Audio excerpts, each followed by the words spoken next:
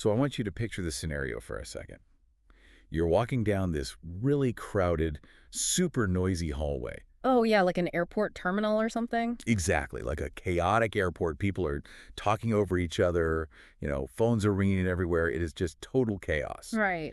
And you pass two people.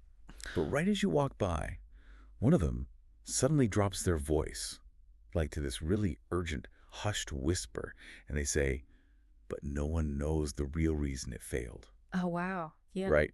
What happens in your brain right then? I mean, even if you are, say, 10 minutes late for a critical meeting, Yeah. you lean in. You literally can't help it. You simply cannot help it. Your brain entirely hijacks whatever agenda you had and just it demands to know the secret. Yeah, it absolutely does. So welcome to today's deep dive, because Yeah. we're looking at this fascinating stack of source material today that, well, it essentially blueprints how to artificially manufacture that exact hushed whisper. Right, but in a digital space. Exactly, in a digital space.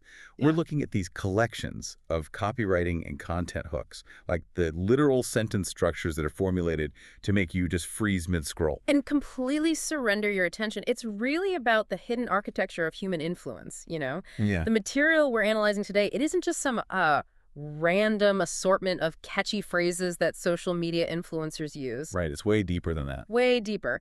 The sources actually categorize these communication strategies into 4 very distinct phases of psychological engagement. Okay, I love a good framework. Yeah, it starts with capturing raw attention, then moving to establishing rapid authority, then generating transactional value, and finally forging this deep emotional resonance. Okay, let's unpack this, because our mission today, it's far bigger than just, reading a list of marketing templates so you can get a few more likes on a post. Oh, absolutely. The goal here is to really reverse engineer why our brains are so fundamentally biologically wired to click and read and connect with these specific arrangements of words. Right. We want to arm you, the listener, with this psychological toolkit. I mean, whether you're attempting to lead a tense board meeting or write a company-wide policy email that people actually read. Which is a miracle in itself. Right. Or even just explain a complex concept without watching your audience's eyes totally glaze over. Understanding how to command and sustain human attention.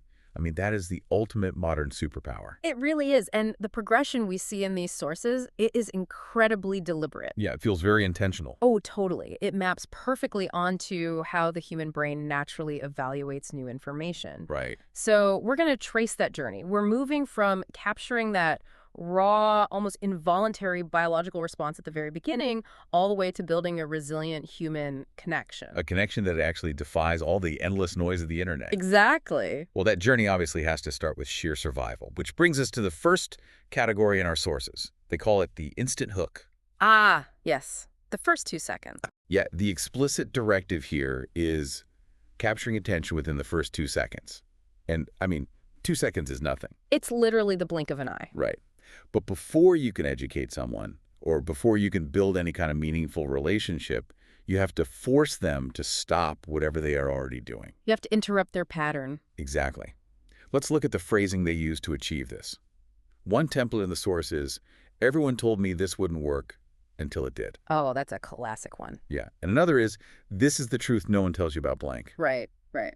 But the one that really stood out to me, it was, "What I was silently ruining my progress in." Oh, silently ruining. Yeah. The phrasing there is incredibly loaded. I mean, it's engineered to bypass the logical brain entirely. Right.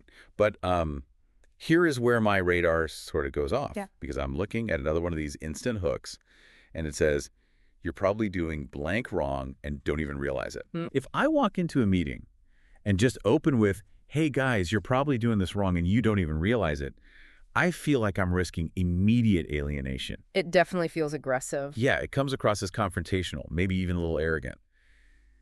So why would starting a conversation by implicitly insulting the audience's competence be considered a foundational tactic for engagement? Well, the discomfort you're pointing out, it makes total sense from a social etiquette standpoint. Right, it's just rude. Exactly. But to our biological hardwiring, that discomfort is an absolute magnet. Really? Yeah. That specific hook manipulates 2 highly potent psychological levers simultaneously. Okay. You've got the negativity bias and the curiosity gap. Okay, break those down for me. So evolutionarily speaking, our brains are optimized to prioritize bad news or, potential threats over positive information. Because keeping us alive is job number one. Exactly. Think about a prehistoric human. If they ignore a beautiful sunset, they go on to live another day. It's fine. But a prehistoric human who ignores a faint rustling in the bushes, that might be a predator. Yeah, they do not survive to pass on their genes. Precisely. So, suggesting that someone is doing something wrong, Yeah. or using a phrase like silently ruining, that is basically the digital equivalent of manufacturing a rustle in the bushes. That is exactly what it is. Wow. It's like finding out there's a slow carbon monoxide leak in your house or something. Yes, that's a perfect analogy. Because you might feel perfectly fine right now, but the invisible nature of the threat makes it absolutely impossible to ignore. You just have to investigate it. Because that invisible threat demands immediate cognitive resources, it forces the brain completely off autopilot. Right. When a sentence suggests a hidden truth or a silent ruin, it triggers that primal threat detection system. Because remember, you only have 2 seconds to halt a scrolling thumb. Or stop someone from mentally checking out of an email. Right. A polite throat clearing just won't achieve that. You have to create this chasm between what they currently know and what they suddenly realize they must know in order to be safe. Or successful or socially secure. Exactly. So that's the curiosity gap in action then. When I read, everyone told me this wouldn't work until it did, my brain violently opens a loop. Yeah. It's like, what is the thing? Why did people say it would fail? How did they make it work?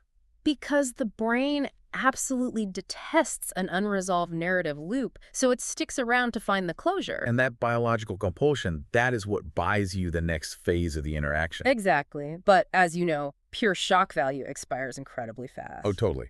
Let's say you've successfully ambushed my amygdala. Right. You got my 2 seconds.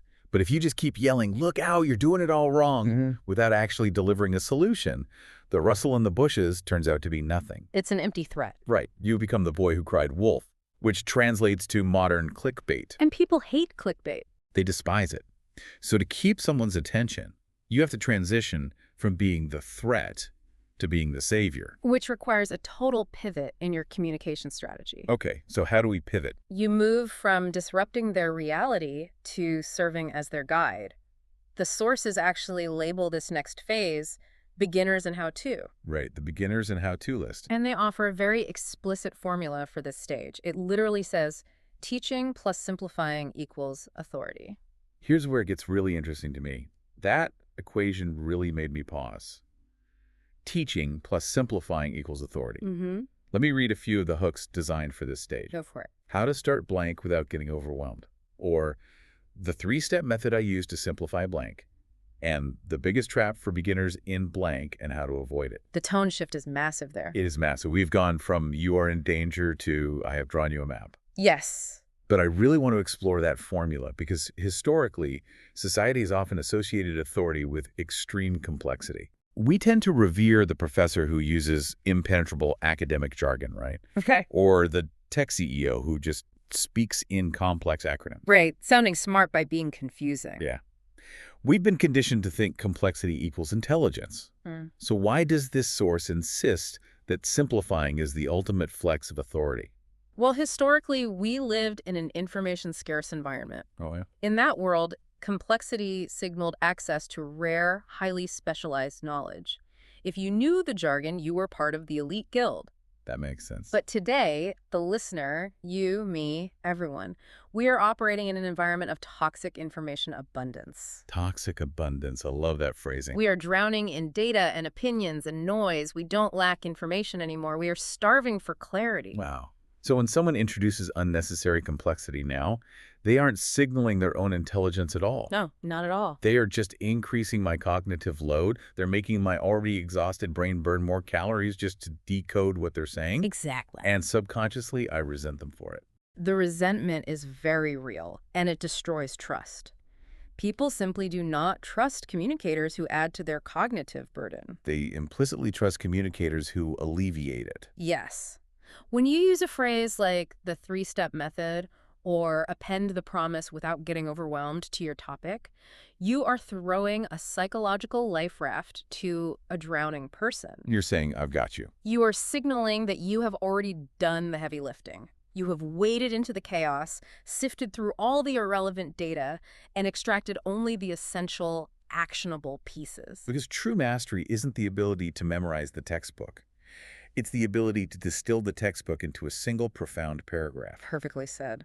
The words used in these hooks, like method, trap, routine, they all promise structure. They do. They tell the reader that the terrifying unknown has been safely categorized. Right. Okay, so we've hijacked their threat response to get their attention right, and we've thrown them a life raft of simplicity to build rapid trust. We are now their guide. Exactly. So the next category in the source material focuses on tips, tools, and hacks. And the aim here is what they call practical value that generates saves and shares. Right. This represents the moment the relationship becomes highly transactional. Which feels like a dirty word, but it's important. It is a totally necessary stepping stone to deeper influence. Let's look at the language here, Yeah. because it's very specific. The templates include things like, the lazy way I organize my blank, but it works. I love that one. Or, how to cut your blank time in half without losing quality. Mm. And 5 small habits that improve my blank instantly. Mm-hmm. And then there's stop overcomplicating blank. Here you have a simple approach. It's just pure, frictionless utility. It is, like handing someone a Swiss Army knife. Yeah. But I do have to challenge the specific vocabulary being weaponized here. Oh, how so? Words like lazy way, instantly, shortcuts cut your time in half. Does leaning heavily on these words feed into a culture of extreme impatience? That's a fair question. Are we just optimizing for an audience that refuses to do deep, meaningful work anymore? It's incredibly easy to read those words as a capitulation to a lazy culture. But the underlying mechanism there is actually about validating the exhaustion economy. The exhaustion economy. Explain that. Think about it. Time and energy are the single most precious resources any professional or parent or student has today. Oh, absolutely. Everyone is burnt out. We are chronically overscheduled.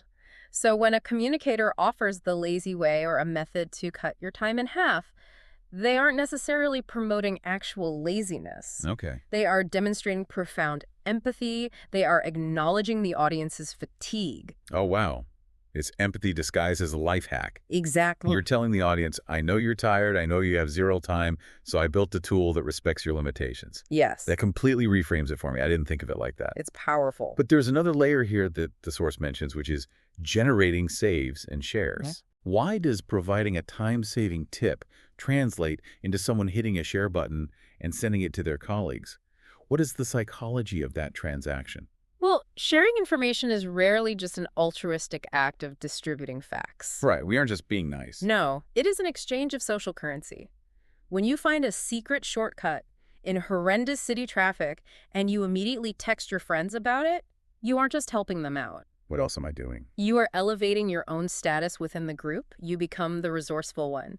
You become the hero who brought fire back to the village. Oh my gosh, so when I forward an email titled, The 10-Minute Routine That Changed How I Approach My Inbox, I'm actually trying to make myself look smart by association. 100%. I am using your content as a tool for my own social elevation in the workplace. The content makes the sharer look competent and helpful. That is why the value in this phase must be quantifiable and instantly recognizable. Right, like 5 small habits. Exactly. 5 small habits is a safe package to share because the payoff is obvious and immediate. The utility is undeniable, and the social reward for sharing it is high. This is such a fascinating progression. I mean, we've shocked them into paying attention. Yep. We've established our authority by lowering their cognitive load. Mm-hmm. And we've given them such undeniable utility that they are actively distributing our ideas to their own networks to boost their social standing. You're building an army of advocates. Yeah. And on paper, it looks like you've won the game right there. You have influence. It does look that way. But the source material introduces a 4th and final category. And honestly, the tone of it is incredibly jarring compared to where we started. It is jarring. But skipping this final phase is exactly why so many communicators and brands and leaders ultimately fail to maintain the audience they've built. Really? Because utility makes you useful, but usefulness is a commodity. Okay, let's look at this final section. It's labeled Storytelling and Mindset. The core directive here is Show your human side. Connect deeper. Mm-hmm. Let's examine these templates. This failure in blank taught me more than any success. Or the day I almost quit blank but didn't. Very different vibe. Totally. Mm. No one talks about how lonely blank can feel sometimes, and I used to think blank was selfish. Now I see it as self-care. Yeah, the arrogant confidence from step 1 is completely The gone. mask of the flawless expert is just intentionally discarded. Exactly. It feels like a paradox, though. I What mean, is? we began this entire deep dive with supreme, almost aggressive confidence. Like, you're doing this wrong, and I know the secret truth. Right. Now we are ending with, I almost quit. I failed massively. I am incredibly lonely. Why is publicly broadcasting your biggest failures and insecurities suddenly the ultimate strategy for solidifying influence? Because there is a vast psychological difference between an audience and a community. Okay, unpack that. An audience is transactional. They will happily consume your 3-step methods and your time-saving templates. Yeah. But the moment another creator or a competitor or an AI tool comes along, offering a 2-step method or a faster hack, your audience will abandon you instantly. Because they only cared about the tool, not the person holding it. Precisely. You're useful, but you're entirely replaceable. Wow. So to convert a transactional audience into a loyal, resilient community, you must deploy a vulnerability anchor. A vulnerability anchor. Yes. We often believe that projecting perfection makes people respect us more, but in reality, relentless perfection creates a massive alienating distance. It puts you on an unattainable pedestal. Exactly. If you only present yourself as the flawless guru who has never struggled, people might download your hacks, but they will never relate to you. Struggle is the universal human language. So by saying, the day I almost quit, I'm physically stepping down from the pedestal and just sitting in the dirt next to the listener. That's a beautiful way to put it. You're dissolving the hierarchy. I'm triggering the powerful Me Too effect. Yes. When a leader or an expert admits, no one talks about how lonely this role can feel, the internal response from the listener is immediate relief. They think, I thought it was just me. I thought I was failing. Exactly. You create an emotional resonance that purely practical advice can never achieve. Right. A tool gets bookmarked in a browser and forgotten, but a deeply honest story about rebuilding confidence after a crushing public failure, that creates a permanent emotional tether.